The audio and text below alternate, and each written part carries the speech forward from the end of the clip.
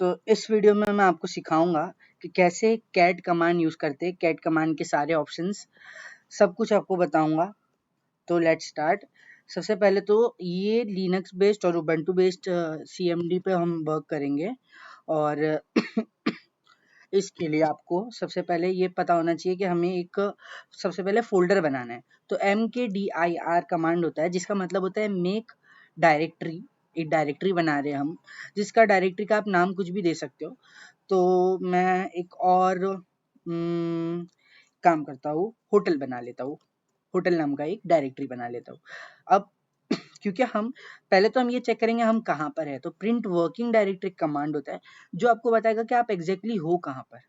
तो आप इस वक्त हो लाइब्रेरी के अंदर। अब लाइब्रेरी के अंदर क्या क्या है वो देखने के लिए हम लोग LS करेंगे, यानी लिस्ट करना है। तो लिस्ट में आप देख सकते हो कि यहाँ पे एक बुक 1 फाइल है, बुक 2 फाइल है, बुक 3 फाइल है, लेकिन होटल जो है हमारी एक डायरेक्टरी है। ओके, डायरेक्टरी यानी फोल्डर टाइप आप समझ लीजिए, इसके अंदर मल्टीपल फाइल्स और फोल्डर रखे जा सकते हैं।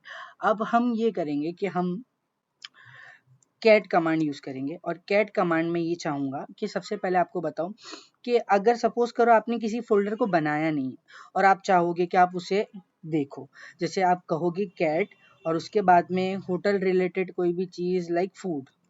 Okay, cat food. तो अगर आप इसको रन करते हो तो आपको एक एरर मिलेगा। इसका मतलब ये है कि आप कह रहे हो कैट कमांड वैसे कॉन्कैटिनेशन के लिए यूज होता है, उसके अलावा आप इससे फाइल को रीड कर सकते हो, क्रिएट भी कर सकते हो। अगर क्रिएट करने की बात आई तो यहाँ तो क्रिएट ही नहीं हुई, उल्टा आपको एरर दे दिया कि ऐसा कोई फाइल या डायरेक्टरी एग्जिस्ट नहीं करता है। तो वो रीजन ये है कि जब आप पहली बार फाइल क्रिएट करते हो तो आपको उसमें कुछ कंटेंट भी तो देना पड़ता है। तो इसके लिए आप टच कमांड यूज कर सकते हो, लेकिन अगर आपको टच कमांड यूज नहीं करना है और आपको एक फाइल क्रिएट करनी है तो आप ऐसे करोगे, कैट फिर बाद में फूड, उसके बाद आपको जो भी कंटेंट पास करना है वो पास कर दोगे आप। जैसे कि this is a file for food in hotel directory, right. तो ये हो गया हमारा काम।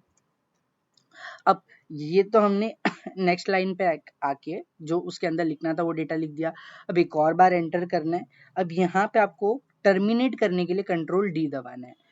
इससे आप जो कैट कमांड में कॉन्कैटिनेशन कर रहे हो, ये फाइल जो कि है फूड नाम का एक फाइल, उसके अंदर आपने लिखा this is a file for food in hotel directory. उसके बाद आप नेक्स्ट लाइन पे आए ताकि आप अपने टर्मिनल को मतलब स्टॉप कर सको। अब ऐसा स्टॉप क्यों करना है, क्योंकि अगर आप स्टॉप नहीं करोगे तो आप उसमें डेटा भरते जाओगे, लेकिन आपको उस फाइल से बाहर भी तो आना है। हमने कॉन्कैटिनेट किया इस पूरे डेटा को उस फूड नाम की फाइल के अंदर। आई होप आपको समझ आया होगा। अब इसे हम चाहेंगे कि प्रिंट करें, तो हम कहेंगे कैट कर दो फूड को। तो देख सकते हो कि फूड के अंदर जो भी डेटा प्रेजेंट था वो हमने यहाँ पे कैट कर लिया है, यानी रीड कर लिया है, कॉन्कैटिनेट कर लिया है। अब ऐसा भी तो हो सकता है कि आप चाहो ये कि जो मेरे फूड में एग्जिस्टिंग डेटा है वो तो रहे, लेकिन कुछ और डेटा है जो मैं अपेंड करना चाहता हूँ, ऐड करना चाहता हूँ।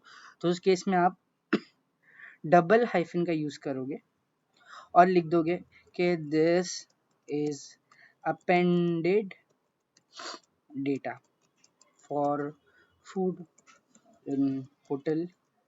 उसके बाद में सेम नेक्स्ट लाइन पे आ रहा हूँ। अगर आप नेक्स्ट लाइन पे नहीं आओगे ना तो वो मतलब जैसे मैं यहाँ पे लिख देता हूँ कुछ भी। अब मैं यहाँ पे अगर टर्मिनेट कर दूँ तो लाइब्रेरी जो है मतलब मेरा फोल्डर दिखाएगा, आपको यहीं पे दिखाएगा। तो ये एक अच्छा नहीं लगता है यूआई के लिए, इसलिए मैं वैसा नहीं कर रहा हूँ। बस वही था मेन रीजन कि मैं आपको कहता हूँ कि नेक्स्ट लाइन पे आके कंट्रोल D दबाना है। अब हम चाहेंगे कि हमारा कैट करे फूड फाइल को। तो आप देख सकते हो कि जो भी चीज़ मैंने चाहा वो अपेंड हो गई है। ऐसा भी केस हो सकता है ना कि आप चाहोगे कि जो रेदर देन अपेंड आप चाहोगे कि रीराइट करना हो, तो आप लिखोगे कैट।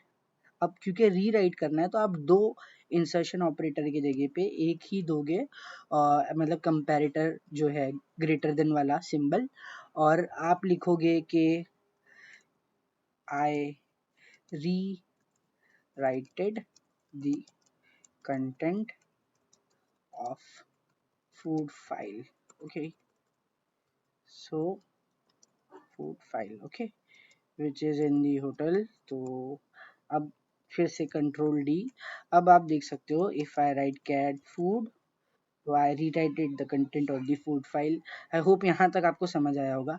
अब और क्या कर सकते हैं हम लोग, सपोज आपको कैट फाइल का जो फूड फोल्डर है उसके रेप्लिकाज बनाए हैं, तो आप करोगे क्या, कैट फूड और रेसिपी नाम का एक फोल्डर है। तो आप चाहोगे कि फूड का जितना भी कंटेंट है, मतलब एक फाइल है एक्चुअली रेसिपी नाम की, आप चाहोगे कि फूड के अंदर जितना भी कंटेंट लिखा हुआ है वो कॉपी हो जाए अपने रेसिपी में।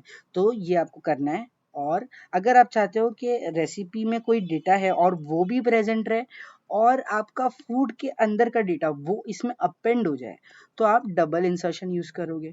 अब क्योंकि हमें पता है कि रेसिपी में ऑलरेडी कोई डेटा है ही नहीं, तो अपेंड करके कोई मतलब नहीं है, तो हम डायरेक्टली ऐसा कर देंगे।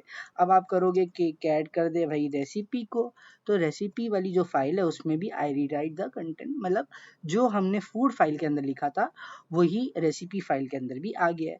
अब हमारे पास दो फाइल है जिसे हमें, सपोज कर लो दोनों फाइल का डेटा एक साथ व्यू करना है, तो हम कहेंगे कैट करो फूड को और रेसिपी को। तो अब ये दो बार आई रीराइट वाला दिखाएगा, यानी दोनों फाइल को ये रीड कर रहा है। अब ऐसा हो सकता है कि आपको ये दोनों फाइल का जो कंटेंट है किसी और फाइल में कॉपी करना है।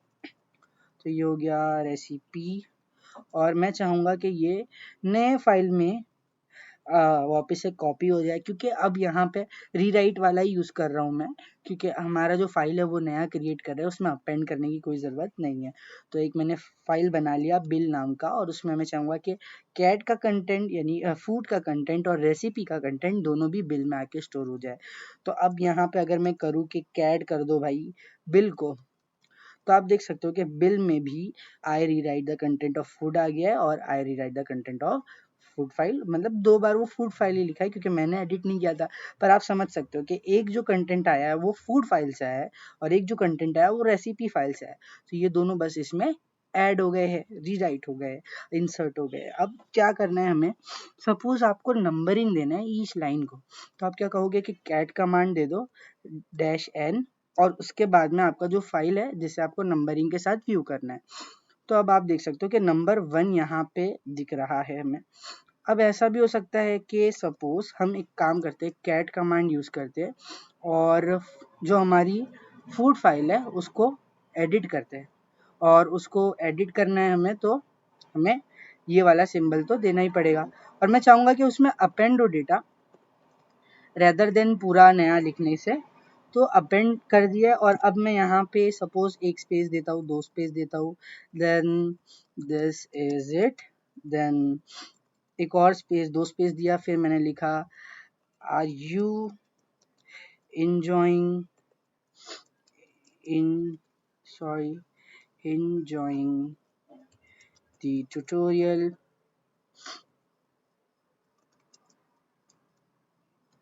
then thank you।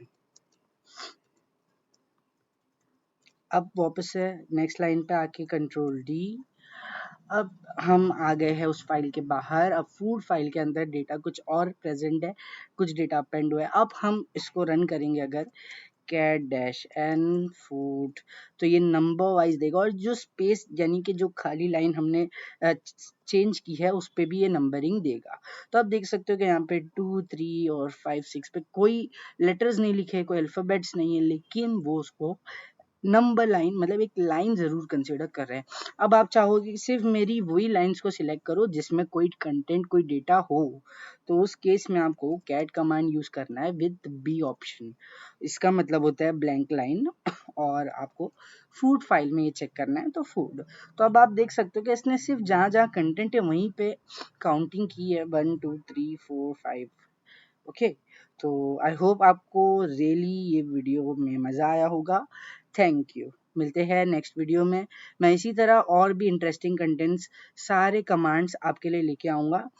और एक और चीज़ एंड करने से पहले कि हम क्लियर कमांड यूज़ कर सकते हैं हमारे टर्मिनल को क्लियर करने के लिए।